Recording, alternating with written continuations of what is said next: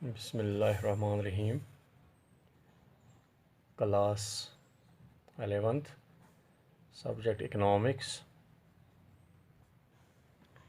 Our topic is institutional reforms or land reforms.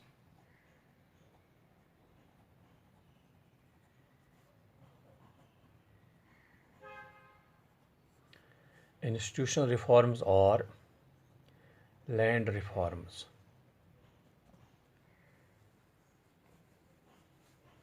Institutional reforms and land reforms is our today's topic.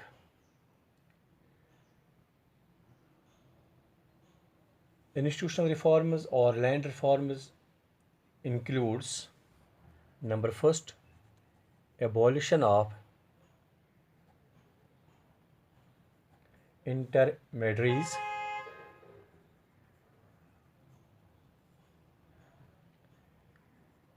abolition of intermediaries is the first point that is included in the land reforms. Intermediaries means between the state and the actual tiller of the soil. Landlord and the actual tiller of the soil, which are properly known as zamindars, have been abolished. Ownership rights have been given to those who actually cultivate the land. This has been done with a view to stopping exploitation of the cultivators by the zamindars. Abolition of intermediaries means कि जो landlord और tiller of the soil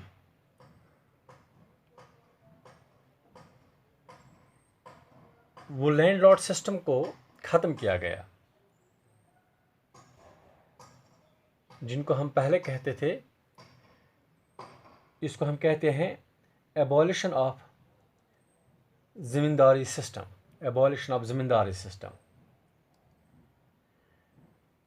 अब जो ownership rights दिए गए हैं उन लोगों को जो एक्चुअल में लैंड कल्टिवेट करते हैं, उनको ओनरशिप राइट्स दिए गए, या जिनको हम टिलर्स कहते हैं, जो लैंड को टिल करते हैं या सॉइल को टिल करते हैं। इससे क्या हो गया? इससे एक्सप्लॉयटेशन ख़त्म हो गई। जो ज़मींदार्स थे, जो लैंडलॉर्ड्स थे, जो एक्सप्लॉयटेशन करते थे वो इन फार्मर्स की, जो वो एक्सप्लॉयटेशन करते थे इन टिलर्स की, इन कल्टिवेटर्स की, वो ख़त्म हो गई, वो एक्सप्लॉयटेशन ख़त्म हो गई। यानी कि ओनरशिप राइट्स दिए गए, जो कल्टिवेट करते थे लैंड उनको ओनरशिप राइट्स दिए गए। इससे एबॉलिशन ऑफ इंटरमीडिएट्स इस चीज़ को हम कहते हैं। Number second is regulation of rent.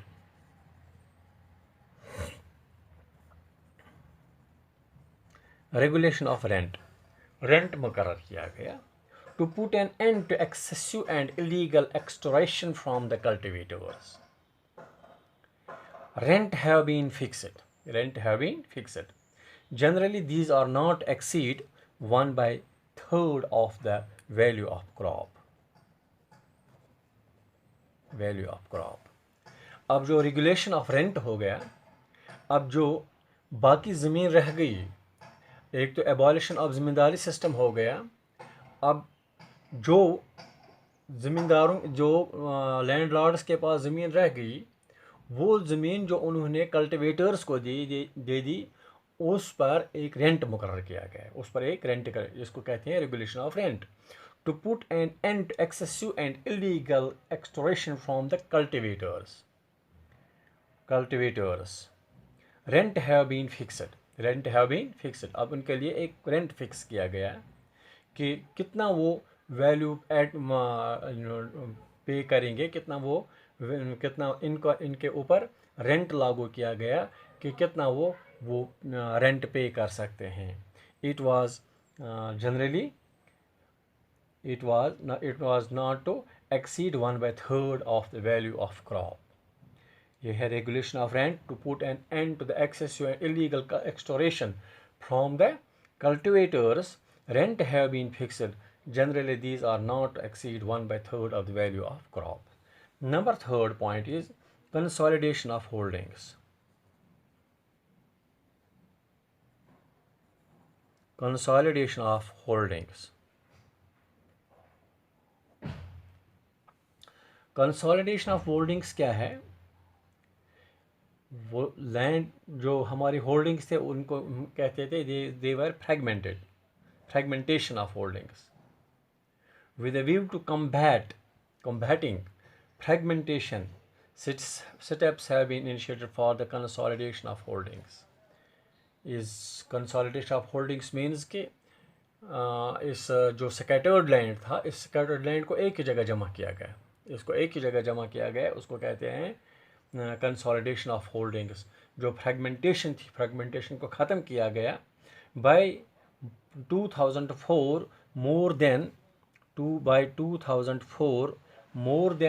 1633 lakh hectares of land was brought under consolidated holdings.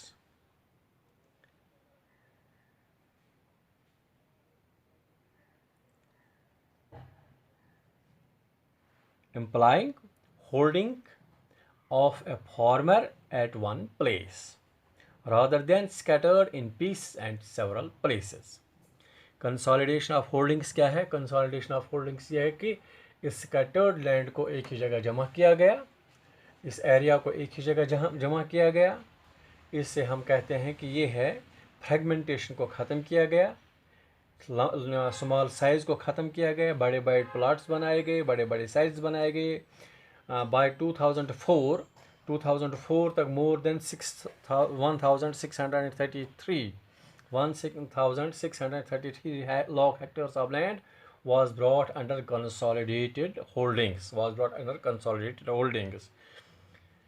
Number fourth point जो है, that is ceiling on land holdings. Ceiling on land holdings. With a view to promote equality in the distribution of land, ceiling has been imposed on the holding size. The surplus land over and above the ceiling limit has been resumed by the government and redistributed among smallholders or landless laborers. यानी ceiling on land holdings, एक हद मुकर्रर की गई कि एक शख्स के पास कितनी ज़मीन होनी चाहिए, ये हद मुकर्रर की गई. एक लैंडलॉर्ड के पास कितनी ज़मीन होनी चाहिए, एक कल्टिवेटर के पास कितनी ज़मीन होनी चाहिए. जो इसमें जो हद मुकर्रर की गई, जिसके पास इस हद से ज़्यादा ज़मीन थी, जिसके पास इस हद से ज़्यादा लैंड थी, उस लैंड को गवर्नमेंट ने अपनी तहवील में ले लिया और उनको उस लैंड को क्या किया गया, उस लैंड को फिर इसको कहते हैं ये सरप्लस लैंड. ये surplus land, the surplus land over and above the ceiling limit has been resumed by the government and redistributed. इसको redistribute किया गया among small holders, जिनके पास ज़मीनें कम थी, उनमें इसको redistribute किया गया. और landless laborers, जो laborers थे जिनके पास ज़मीनें नहीं थी, उनको ज़मीन दी गई. इसको कहते हैं सीलिंग ऑन लैंड होल्डिंग्स. फिर है number fifth point, that is ये इंस्टीट्यूशनल रिफॉर्म्स हैं या जिनको हम कहते हैं land reforms. Cooperative farming.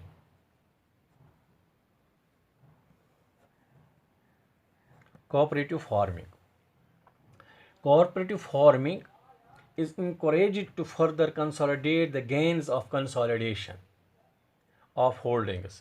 It is encouraged also to enhance bargaining power of the smallholders in the cooperative marketing structure. ये कोऑपरेटिव मार्केटिंग जो है, कोऑपरेटिव मार्केटिंग का आइडिया दिया गया, इन कोऑपरेटिव मार्केट्स इस्टेब्लिश किए गए. कोऑपरेटिव मार्केटिंग से क्या हो गया, cooperative marketing farming is encouraged to further consolidate the gain of consolidation. यानी कि हमने ज़मीन को कंसोलिडेट किया. अगर हमने कंसोलिडेट किया इसको, तो इसके लिए हमें मार्केटिंग भी होनी चाहिए, मार्केटिंग फैसिलिटीज़ भी होनी चाहिए.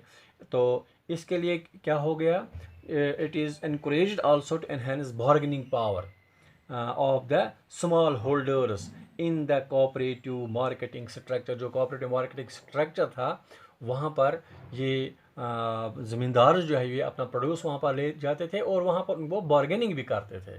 वो अपन जहाँ पर उनको जिस के पास उनको ज़्यादा फ़ायदा मिलता था उसको वो अपना प्रोड्यूस देते थे, या इनपुट्स वो ख़रीदते थे। इनपुट्स इसी मार्केटिंग सोसाइटी से वो लेते थे, जहाँ से उनको कम कीमत पर इनपुट्स मिलते थे वहाँ से वो ख़रीदते थे, और जहाँ पर उनको ज़्यादा कीमत मिलता था वहाँ पर वो अपना प्रोड्यूस फरोख्त करते थे। इसको कहते हैं कोऑपरेटिव मार्केटिंग। Cooperative marketing. और इसके अलावा जनरल रिफॉर्म्स है। जनरल रिफॉर्म्स में क्या क्या आता है? जनरल रिफॉर्म्स में एक्सपेंशन ऑफ इरिगेशन फैसिलिटीज़, ये मैं अलग अलग लिखूँगा यहाँ पर। एक्सपेंशन ऑफ इरिगेशन फैसिलिटीज़ यानी इरिगेशन फैसिलिटीज़ को बढ़ाया गया। फिर है नंबर 2 प्रोविजन ऑफ क्रेडिट यानी लोगों को लोन दिया गया। फिर है number 3 regulated markets and cooperative marketing. फिर है price support policy, 4th point price support policy. इसके साथ ही ये 4 पॉइंट जो है इनको हम कहते हैं